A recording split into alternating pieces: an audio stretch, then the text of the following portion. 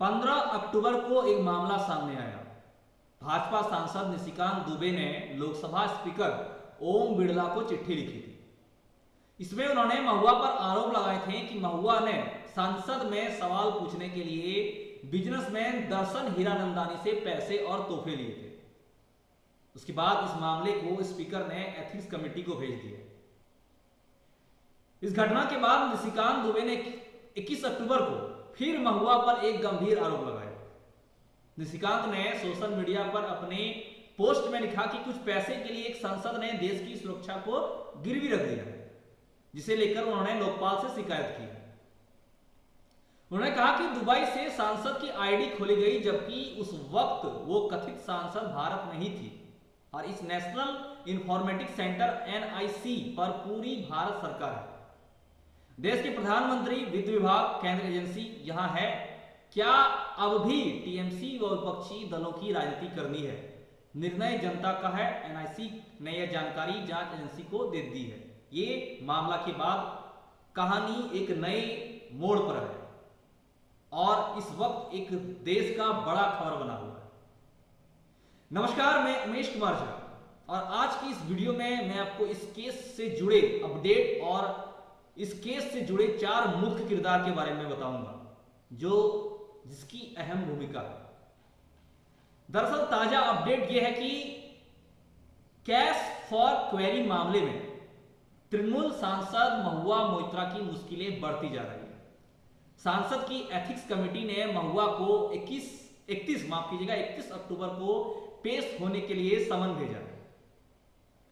News agency PTI के सूत्रों ने बताया कि कमेटी ने मोइत्रा, देहद्राई और दर्शन हीरानंदानी के बीच हुई बातचीत का पता लगाने के लिए आयकर विभाग और गृह मंत्रालय को चिट्ठी भेजी ताकि पूरी जानकारी मिल सके। इस कमेटी ने गृह मंत्रालय से महुआ के पिछले 5 सालों के फॉरेन टूर का ब्यौरा मांगा है।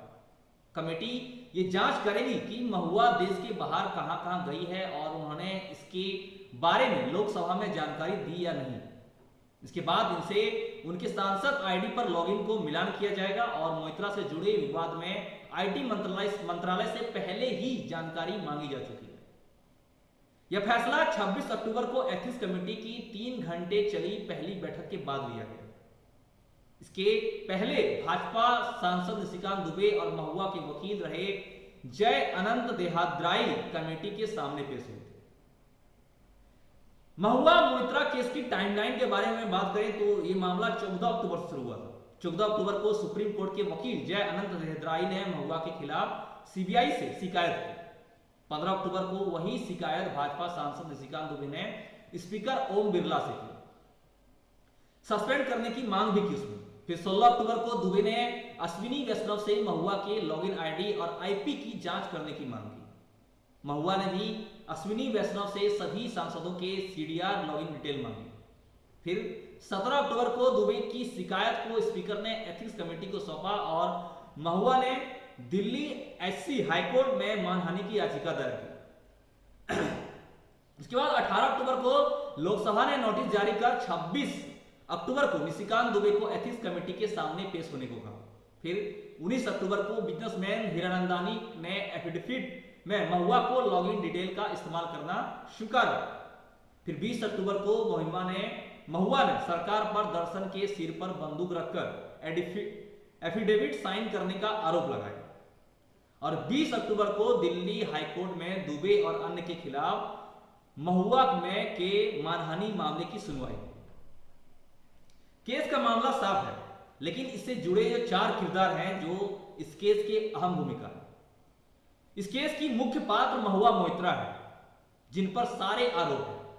TMC सांसद महुआ मोइत्रा मूलतः एक बैंकर है। बेसिक एजुकेशन के बाद मोइत्रा हायर एजुकेशन के लिए अमेरिका गई और बाद में उनकी नौकरी लंदन के एक प्रतिष्ठित बैंक में लगी। कुछ सालों में उनका नौकरी से मोह भंग हुआ और वो राजनीति में कूदे। उन्होंने 2016 में पहला चुनाव पश्चिम बंगाल के करीमनगर विधानसभा से जीता था और 2019 में वे TMC के टिकट पर कृष्णानगर से लोकसभा चुनाव लड़ी और जीती भी।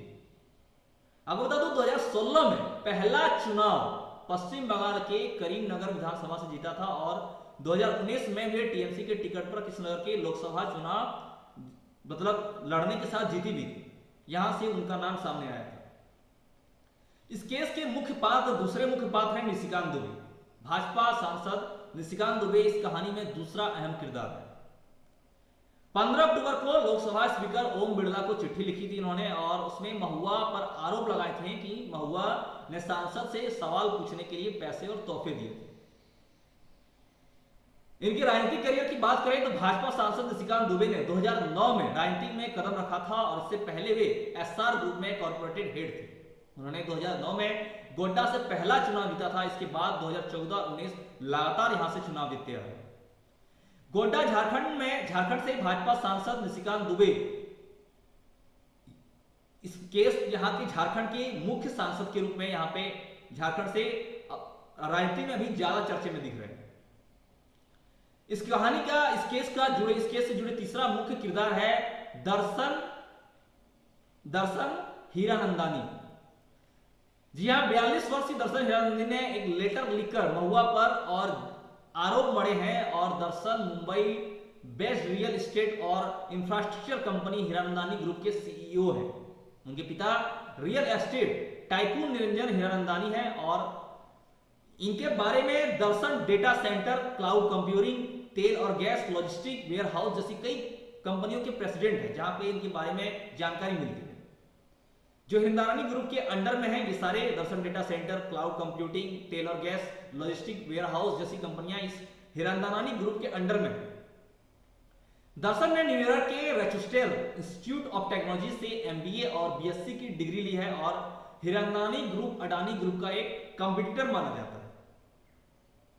इस केस के चौथे मुख्य किरदार हैं जय अनंत देहाद्राई।